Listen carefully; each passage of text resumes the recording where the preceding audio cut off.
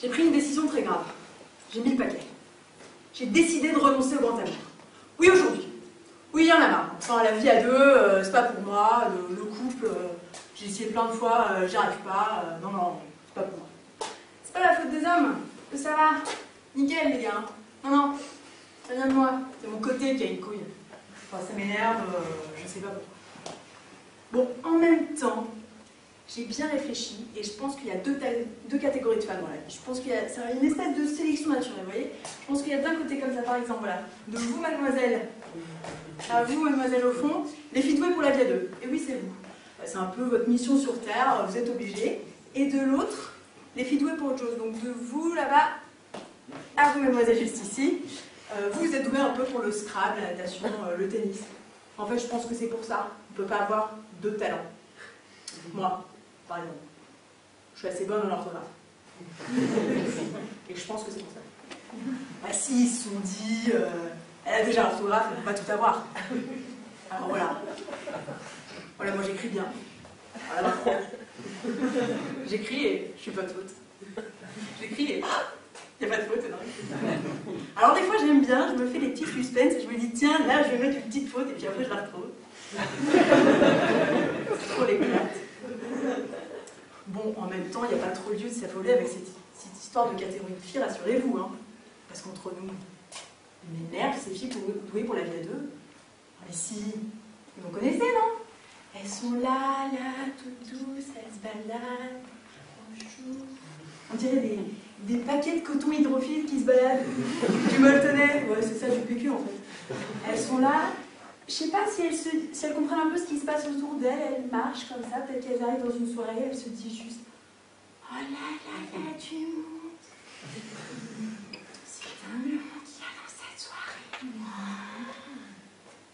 Ouais, elle me regarde comme ça. Elle me dit quelque chose, hein. Oups, c'est un miroir. C'est dingue la capacité volumique de cette pièce en tout, quoi. Non mais je vais compter parce que ça va m'énerver. Peut-être qu'elles font ça toute la soirée. Peut-être qu'elles nous comptent. Si vous regardez bien la prochaine fois, si vous les voyez faire ça, ben ça c'est pas la musique, c'est le comptage. J'ai remarqué autre chose aussi. Alors elles boivent peu, elles parlent peu. Et quand je dis qu'elles boivent peu, elles boivent des jus de fruits. Essentiellement. Et toujours les jus de fruits qu'on trouve dans je ne sais pas où, du style oh mince, j'ai bu du jus de papaye.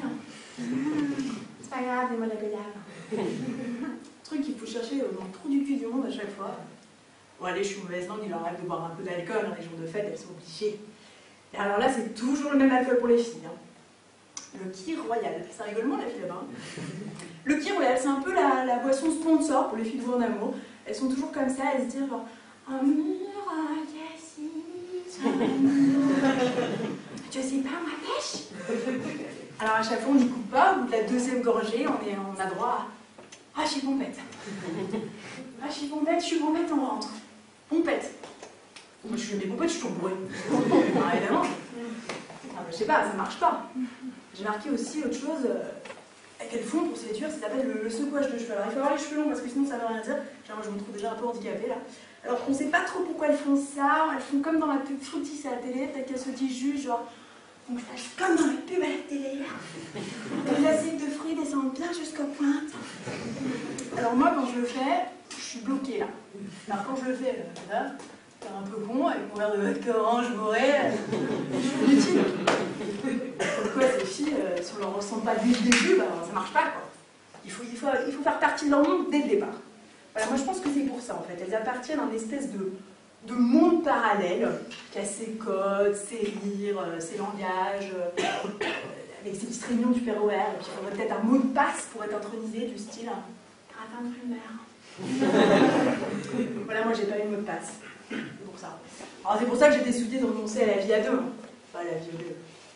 Au grand amour, hein, parce que finalement, le grand amour, ça dure quoi? Le temps d'un sketch.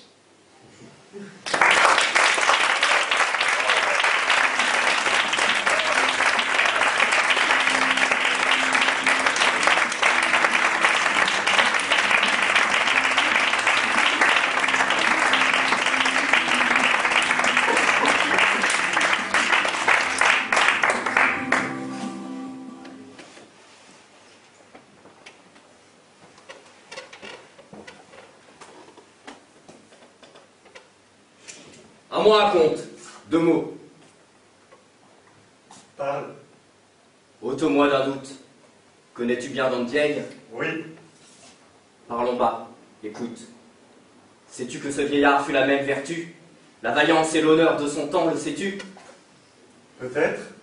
Cette ardeur que dans les yeux je porte, sais-tu que c'est son sang, le sais-tu? Que m'importe. À 4 pas d'ici, je te le fais savoir. Jeune présomptueux. Parle sans t'émouvoir. Je suis jeune, il est vrai, mais aux âmes bien nées, la valeur n'attend pas le nombre des années.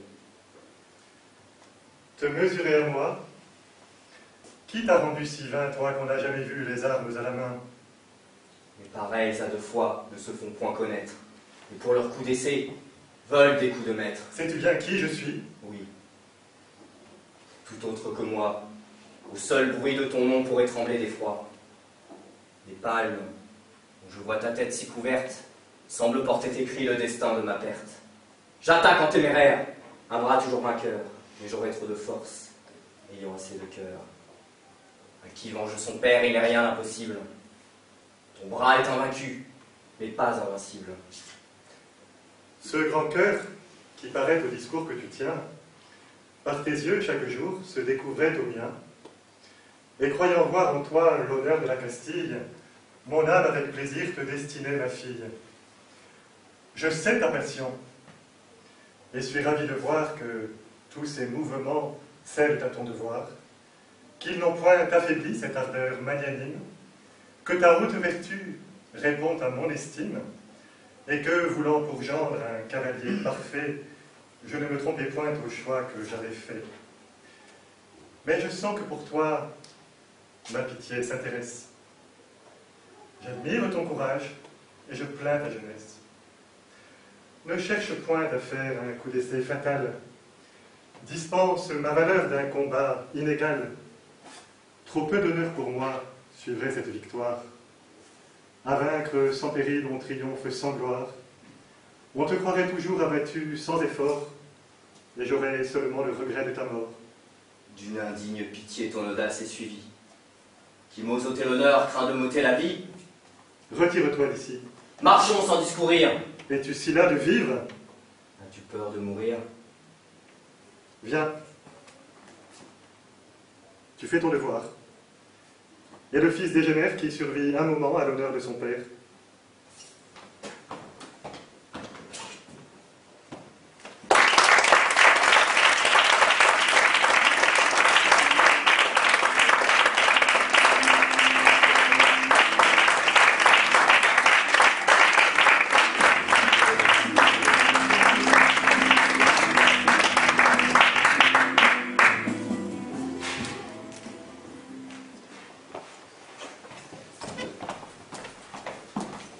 Tu veux que je recommence? Tu veux que je replonge? C'est ça? Tu sais, Claudine, c'est très facile. Et j'en meurs d'envie. Je n'ai pas dit ça. Ah oui? Alors qu'est-ce que tu as dit? Vas-y, répète. Tu crois que je suis sourd? J'ai dit que tu aurais peut-être pu essayer de t'en passer. Juste le temps qu'on aille acheter le sèche-linge. Pour une fois que tu m'accompagnes au grand magasin. Pour une fois. La vérité, Claudine, c'est que je te gêne. C'est ça, la vérité. Je t'embarrasse. Tu as honte. Honte de moi. Réponds, Claudine. 3 ans au rayon ménager. 3 ans j'ai travaillé au sous-sol. Grand ménager, précisément.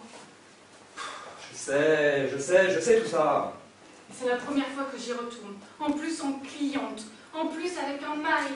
Moi qui étais vendeuse seule. La célibataire du grand ménager. Alors mets-toi à ma place, Jean, mets-toi-y.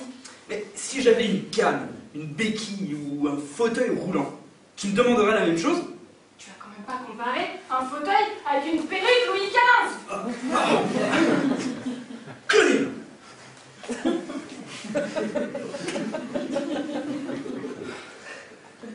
Je vois. Tu préférerais présenter à tes ex-collègues de travail un mari qui porte des jambes mortes et que tu pousserais devant toi sur l'escalator, plutôt qu'un mari aux cheveux artificiels, légèrement teintés. Je rêve, Claudine. Dis-moi que je rêve. C'est si dur de me faire plaisir. Un tout petit plaisir d'un quart d'heure. Et si je craque? 15 minutes, Jean. Tu peux tenir. Ça ne durera pas plus, promis. On dit bonjour à Monsieur Mercier, le chef de rayon. Oh la Claudine, elle a eu son mal, la Claudine. Qui aurait pu croire ça, la Claudine? Quoi? C'est ce qu'il va te dire en te voyant. Il est très spontané comme chef de rayon, Monsieur Mercier. On lui commande tout de suite le sèche-linge. Oh la Claudine, elle se paye un sèche-linge, la Claudine. Il m'embrasse. On paye sans faire la queue. Je connais Martine la caissière. Oh, mais ça m'a fait plaisir, Claudine. Dis-moi, il est beau comme un turc, dis donc. Pas plus, elle dira pas plus. Elle est courte, Martine. Une fois qu'elle a dit turc, elle a tout dit. Et on s'en va. 15 minutes, tu l'enlèves. 15 minutes et tu la remets, s'il te plaît. Et si je craque, et si ça me reprend comme ça, d'un coup, sans prévenir? Si j'en ai envie, si je ne peux pas me retenir, si j'ai le manque, Claudine. S'il te plaît. J'aimerais tellement être fière de toi, Conforama. C'est un peu comme ma famille, Jean. Et ailleurs? Ailleurs. Bah ailleurs, on ne pourrait pas l'acheter ailleurs que chez ta famille, ce chef sèche-linge? Mais j'en ai vendu tellement là-bas. Maintenant que je peux m'en acheter un. C'est une revanche. Totale. Avec un mari, c'est une revanche totale. Et avec une perruque Louis XV, c'est pas une revanche totale? Non. Ils vont se moquer. Ils vont dire que j'ai épousé un noble. Mais c'est mal, un homme? Un noble à perruque, oui. Ça fait vieux. Ça fait ancien régime. Ils sont communistes, les gens du quartier? Mais je veux plus que tu me poses de questions. Je veux que tu me fasses plaisir. Plaisir au grand magasin. C'est un peu comme un voyage de noces. Un voyage de noces. J'ai tout essayé pour arrêter de fumer. Tout. Et rien n'a marché. Rien. Sauf la perruque. Louis XV. Alors qu'est-ce que j'y peux? Qu'est-ce que j'y peux? Mais par amour, on peut tout faire. On peut tenir 15 minutes sans tabac. L'amour, c'est un merveilleux. Et la cigarette traverse l'amour chez moi, Claudine. 3 ans que je t'aime dur comme fer. Et t'as vu la couleur de mes bronches? Charbon, 2 corons. J'en rallume une et c'est le grisou. Tout bête. Pleure pas, mon canard. Pleure pas. On va y aller au rayon grand ménager. Et tu l'auras, ta revanche. Je vais aller leur expliquer à ta famille. Et tu vas voir, Claudine. Ils vont être fiers de toi. Fiers d'une femme qui préfère que son mari porte une perruque Louis XV plutôt qu'un cancer au poumon. Fiers de toi. Le problème, Jean, c'est que ta perruque ne fait pas Louis XV. Elle fait Louis XVI? Non. Louis XVIII? Elle fait tante. Tante? Oui, grosse tante, Fiat, Tarlouse. C'est les gens du quartier qui le disent. Quand tu passes, bah c'est ça qu'ils disent. Et ils sont communistes, les gens du quartier? Mais je leur ai tout expliqué. Ils m'ont rétorqué qu'un homme qui arrête de fumer n'est pas un homme. Que les vrais hommes, eux, fument comme Churchill. Churchill. C'est vrai qu'il y avait des couilles, celui-là. Seul contre des milliers d'amis en Europe. Il fallait être un solide gaillard. Oui. Et moi, j'ai envie d'emmener quelqu'un comme Churchill à Conforama. C'est si incompréhensible que ça? Non, pas du tout.